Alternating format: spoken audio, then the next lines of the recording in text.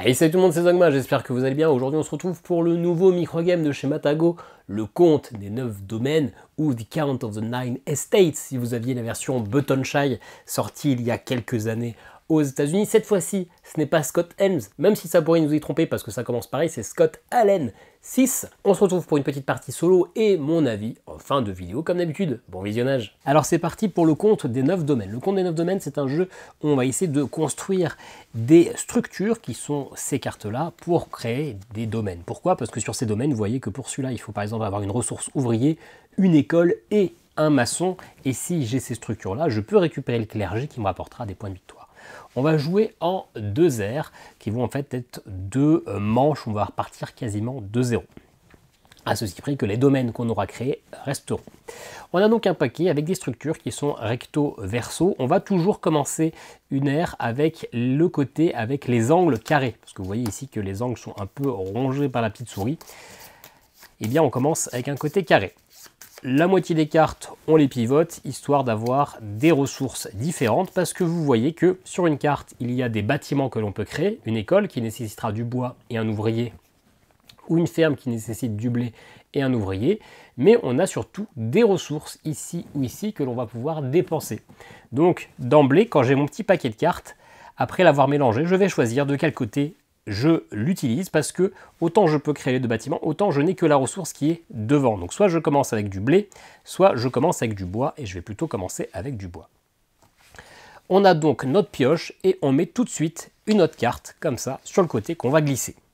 Pour l'instant, je n'ai que 2 cartes visibles, mais je vais avoir une défausse, je vais avoir une 3e carte. Et donc là, j'ai accès à 2 bois, pour soit créer l'école qui nécessite un ouvrier et du bois, une taverne qui nécessite un ouvrier et un blé ou du bois, ou une ferme qui nécessite un ouvrier et du blé, ou une école qui nécessite un ouvrier et du bois. Donc je ne peux faire aucun des deux, parce que dans tous les cas, il faut toujours un ouvrier. Donc quand je ne peux pas, ou que je ne veux pas le faire, la carte qui est ici, je la retourne, et je la mets dans la défausse, et celle-ci, je la glisse.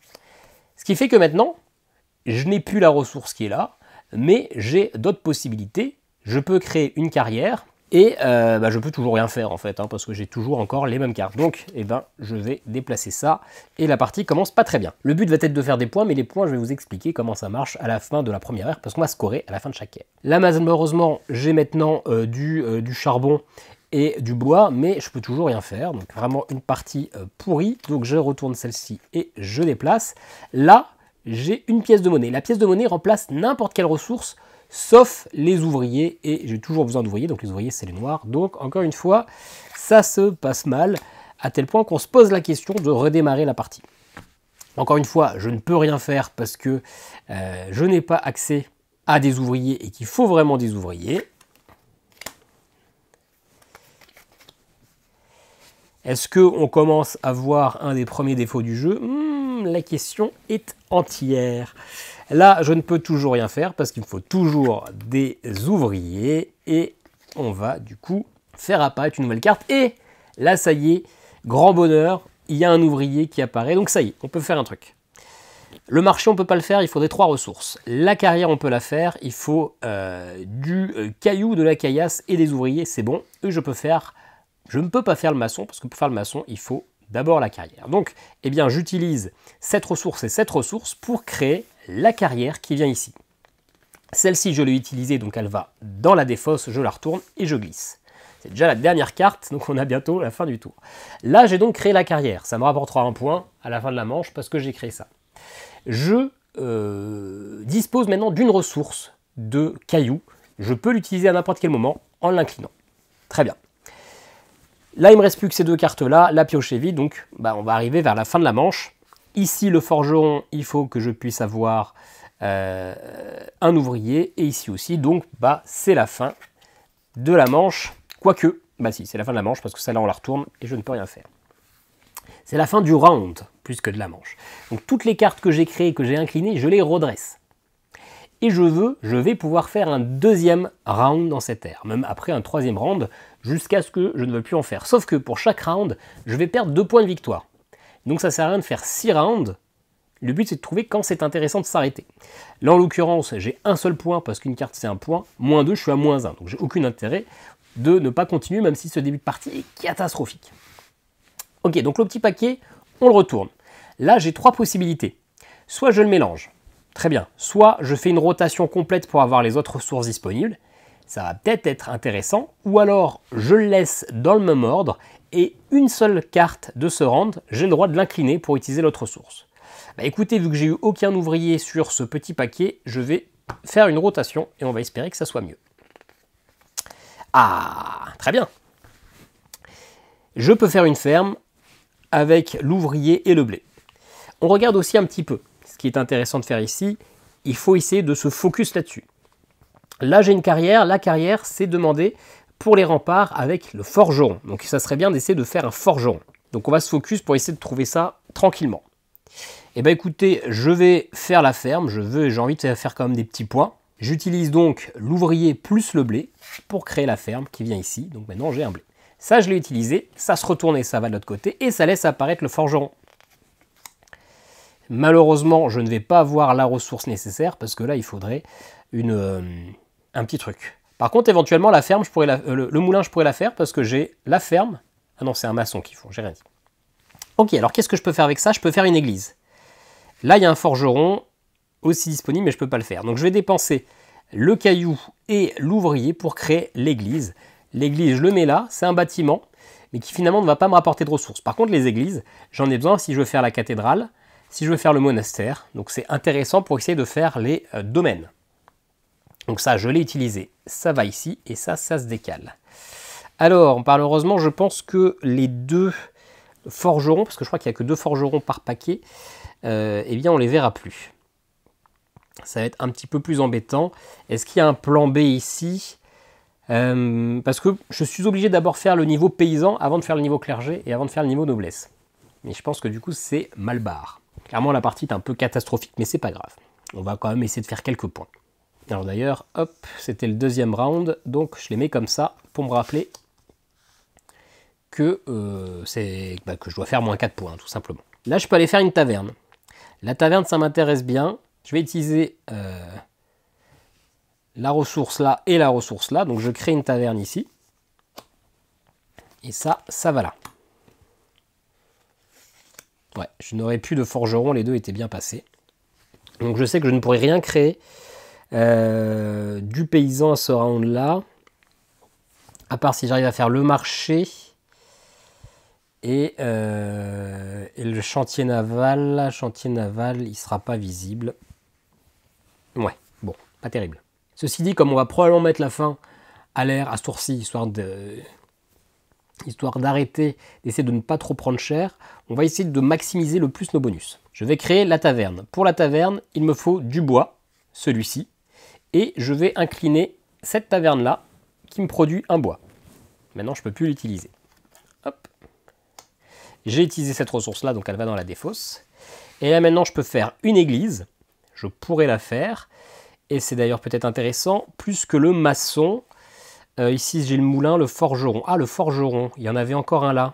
Je ne l'avais pas vu, mais je n'ai aucun moyen de le faire parce que je n'ai pas la ressource qui est là. C'est dommage. Donc je vais faire l'église. Pour faire l'église, il faut défausser un ouvrier. Hop, donc je l'incline. Et ma carrière pour créer une église qui va là. Hop, ça va là. Est-ce que je peux refaire une de ces cartes? Eh bien, si. J'ai la taverne que je peux incliner. Touc. Le blé de la ferme. Hop. Pour mettre ici cette carte-là. Ici. Est-ce que je peux faire le marché qui est là? Non, parce que je n'ai plus que 2 blés de disponibles. Là, la question qu'on se pose... Ah, le chantier naval. Le chantier naval, bah non, j'ai pas de bois. C'est dommage. Ok. La question qu'on se pose, c'est est-ce qu'on part sur un 3e round? 3e round, ça me ferait perdre 2 points de plus. Est-ce que ça peut être intéressant? Alors d'ailleurs, on va mettre les cartes là comme ça sur le côté, on se rappelle que c'est le même round. Ça m'embête un petit peu, mais il n'y a plus que 2 cartes dedans. Mais en même temps, si j'arrive à récupérer, par exemple, la place du village, ça me permet de gagner 4 points. Et finalement, de ne pas perdre trop de points, quoi. Et surtout de m'ouvrir des axes pour les prochains tours, parce que une fois qu'on aura fait les paysans, je pourrai aller sur les étages supérieurs qui rapportent aussi des points. Alors, qu'est-ce que je fais? Est-ce que j'incline ça ou pas? Il me faudrait un forgeron. Et un forgeron... Ouais, on va retourner le paquet comme ça. On va se faire un troisième round. Voilà, c'est comme ça. Le forgeron, je vais le faire. Ça me demande, eh bien, hop, un ouvrier et cette carte-là. Donc le forgeron que je mets sur mon troisième round. Ça, je ne l'ai pas utilisé. Je peux la faire, la taverne. Mais avant ça, je vais aller choisir de créer la place du village. Pour la place du village, il me faut un ouvrier qui est ici, celui de la taverne. Un forgeron, hop là. Un marché. Ah, j'ai pas de marché. Ah, alors je peux pas faire la place du village. Hop, on annule. Ça, je l'avais activé. Qu'est-ce que je peux faire alors? Ah oui, c'est les remparts que je peux faire. Donc, toujours un ouvrier, un forgeron et une carrière qui est ici. Ça me permet de créer le rempart. Qui lui me donne un ouvrier utilisable une fois par ère. Et une seule fois. Une fois que j'ai fait un paysan, toutes les autres cartes paysans disparaissent. Et les autres cartes de la ligne disparaissent aussi. Donc ceux-là, je ne pourrais plus les faire. Donc maintenant, ça se joue entre ces deux noblesses et ces deux clergés-là. On peut regarder dans la foulée s'il n'y a pas autre chose que je peux faire. Par exemple, le monument, il faudrait un ouvrier, une école qui est là, si j'arrive à la créer, et un maçon. Et le maçon, j'en ai pas. Et la cathédrale, il faudrait 2 ouvriers, une église dispo, ça j'en ai une, un forgeron, bah, je l'ai déjà utilisé, et un maçon. Donc je ne pourrais pas faire. Est-ce que je décide de faire cette carte-là? Bah oui, bien évidemment. J'ai aucune raison de ne pas le faire. Maintenant, est-ce que je fais l'école ou la taverne? Eh bien, je vais faire la taverne. Ça me demande d'incliner un ouvrier et d'incliner soit un blé, soit un bois. Ça sera ça. Pour récupérer la taverne. Qui va ici. La zone est terminée. Bah du coup, je ne vais pas faire un 4e tour. J'ai pris toutes les cartes. Je vais décider de terminer ma partie. Enfin, de terminer l'ère. C'est-à-dire que toutes les cartes vont revenir dans la pioche, sauf le domaine qui va se réactiver, que j'aurai une fois pour l'ère. Je marque un point par carte. Je marque les points dans les boucliers, s'il y a des boucliers. Et pour chaque carte que j'ai en double, je marque un point en plus pour la carte que j'ai en plus. C'est-à-dire que les 2 églises ne me valent pas 2 points parce que ce sont des cartes, mais 3 points parce que j'ai 2 églises. C'est pour ça que j'ai aussi pris une 3e taverne, parce que ça va m'ajouter un autre point supplémentaire. Ça va faire 3, 4 et 5. Ça me rapporte des points en plus. Donc je vais compter ça. Celui-là, il compte qu'une fois. Il compte qu'une fois 3 points. 3, 4, 5, 6, 7, 8, 9, 10, 11, 12. J'ai 2 fermes, donc celle-là me rapporte un 13e point. 2 églises, donc celle-là me rapporte un 14e point. 3 tavernes, ça fait 15 et 16 points. 16 points, mais on va retirer 2 points par round. Donc, moins 6, ça ne fait plus que 10 points. Je me le note sur un petit papier. On peut regarder déjà les objectifs de scoring qui sont notés ici. Entre 0 et 13, le roi est mécontent et ça monte jusqu'à plus de 26. L'auteur du jeu dit que plus de 10 points, c'est quand même une belle partie. Plus de 20 points, c'est une belle partie. Donc nous, on va essayer de faire, à partir de 22, le roi est inquiet. C'est la fin donc de l'ère. Ça revient. Ça va aller tout en haut. Je peux l'utiliser. Je le laisse un peu en décalé. Et je remets donc toutes les cartes sur le côté angle carré. Et on est reparti. On remélange le paquet. On en prend la moitié qu'on pivote. On remélange. Et c'est parti. On va choisir le côté. Alors du coup, nous, on regarde tout de suite.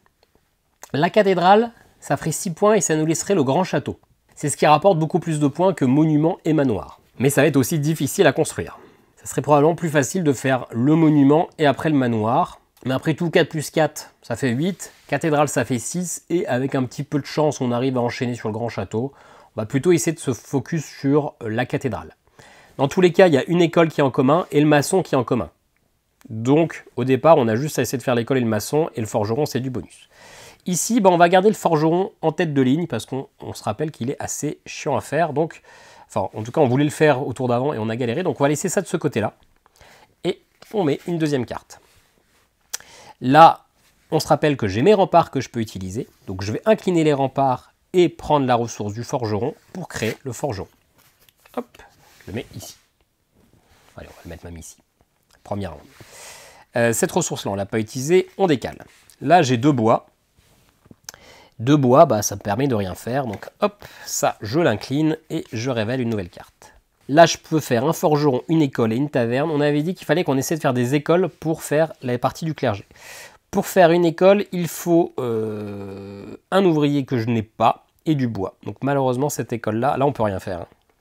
C'est encore une fois le problème d'avoir les ouvriers et ça va encore coincer.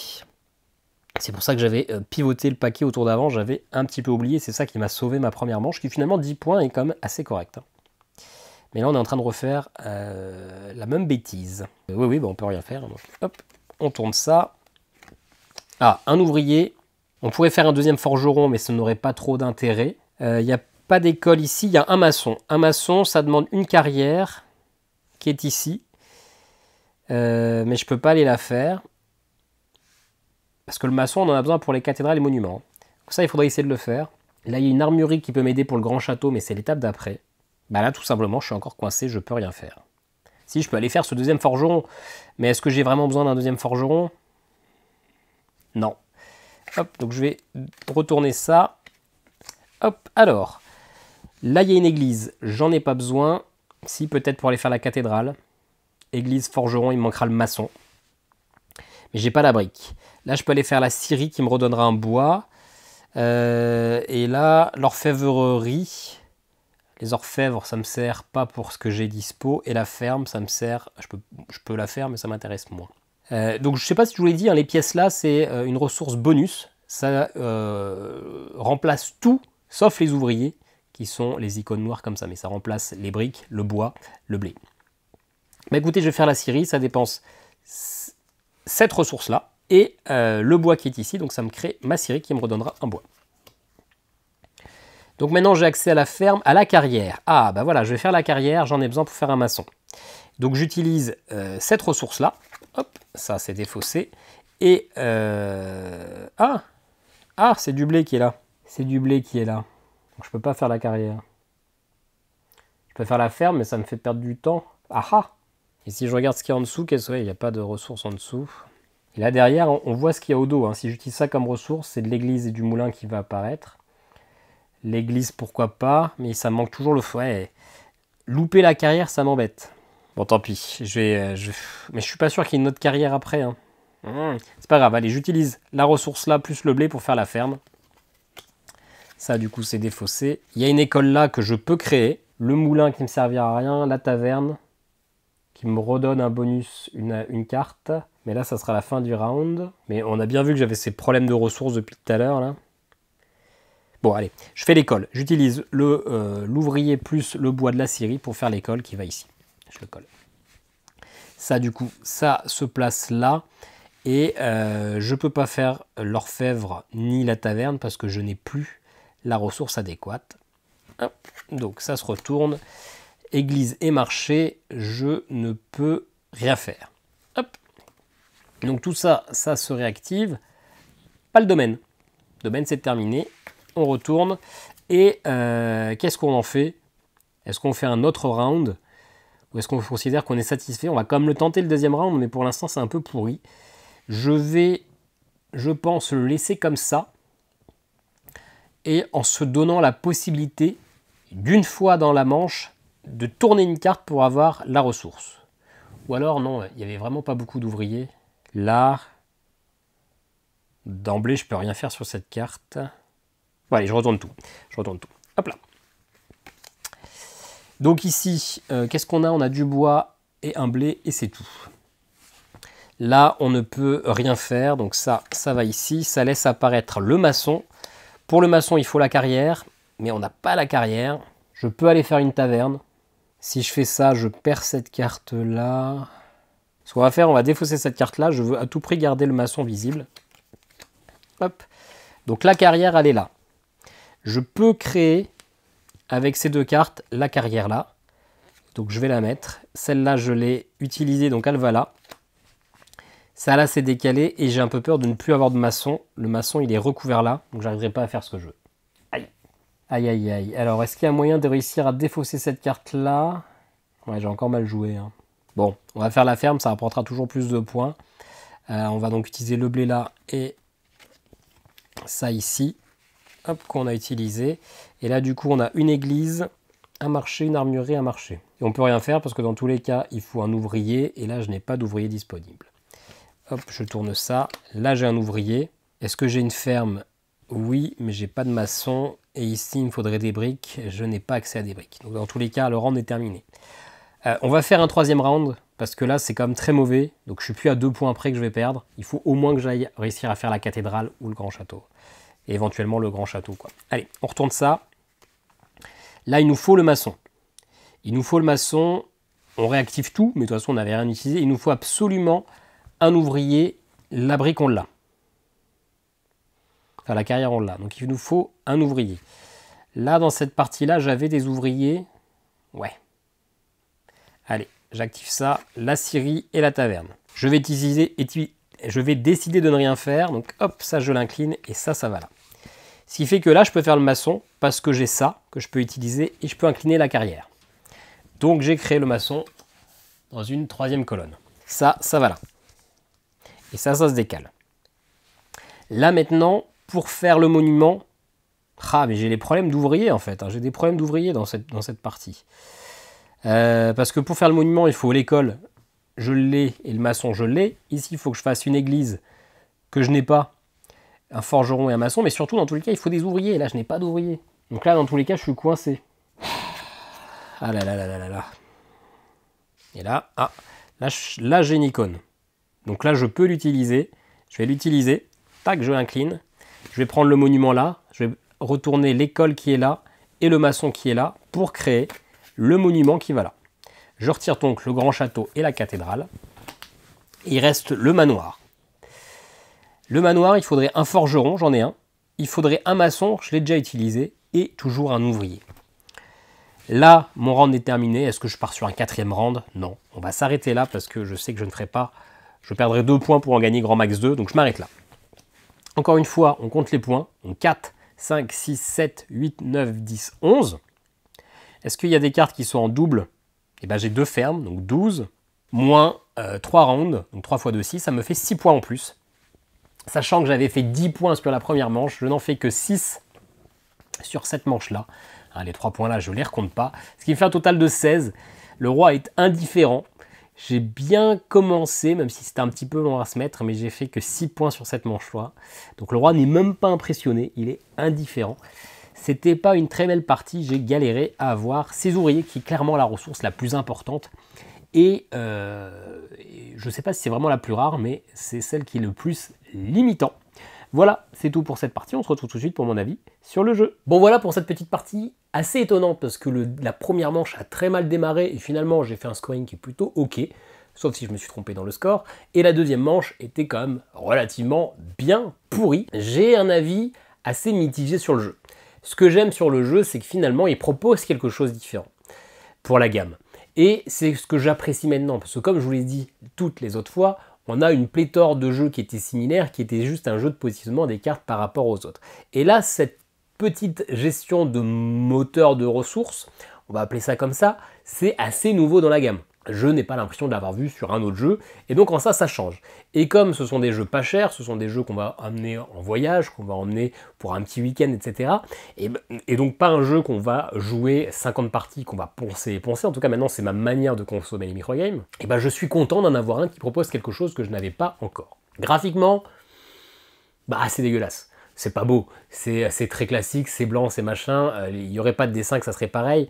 Bon, c'est clairement pas un jeu qui va nous en mettre plein les mirettes. Mais bon, passons, ça a son style, pourquoi pas. Ce qui m'embête, c'est que finalement, le jeu est très random. Là, même si la première manche, finalement, au niveau du scoring, ça s'est bien passé, on a besoin à tout prix d'ouvriers. L'icône noire, c'est la plus importante, c'est la plus rare, et en fonction de votre chance dans la manière dont les cartes sont mélangées, bah, vous pouvez vous retrouver avec une ère avec un round avec quasiment aucun ouvrier. Donc vous le savez pour le doute après, vous pivotez, etc. Mais la répartition va être des fois très aléatoire. Et là, vous l'avez vu sur le premier round, je ne pouvais rien faire jusqu'à la dernière carte. L'autre chose, c'est que pour bien scorer, il faut déjà regarder les 9 domaines et se donner sa trajectoire. Il faut ça, puis ça, puis ça. C'est la meilleure manière de bien scorer. Ça nécessite du coup de connaître ses cartes, de prévoir son chemin et du coup d'adapter notre mise en place.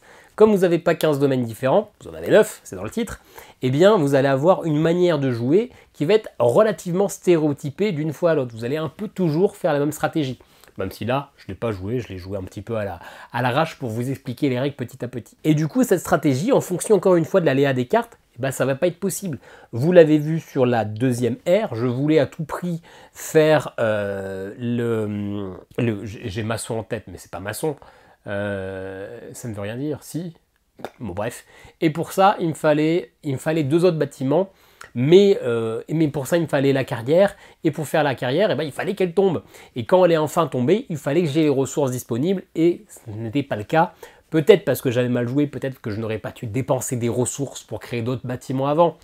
Je l'avoue, je ne dis pas que je joue parfaitement. Mais voilà, il y a beaucoup d'aléas, beaucoup de choses qui font que si le jeu ne sort pas dans le bon sens, eh bien vous ferez forcément un scoring pourri. Et ça, c'est un petit peu embêtant. Alors, on n'est pas obligé forcément de réussir les 9 domaines, on peut juste jouer sur la quantité de bâtiments qu'on a fait et le fait de refaire le même bâtiment plusieurs fois qui rapporte des points.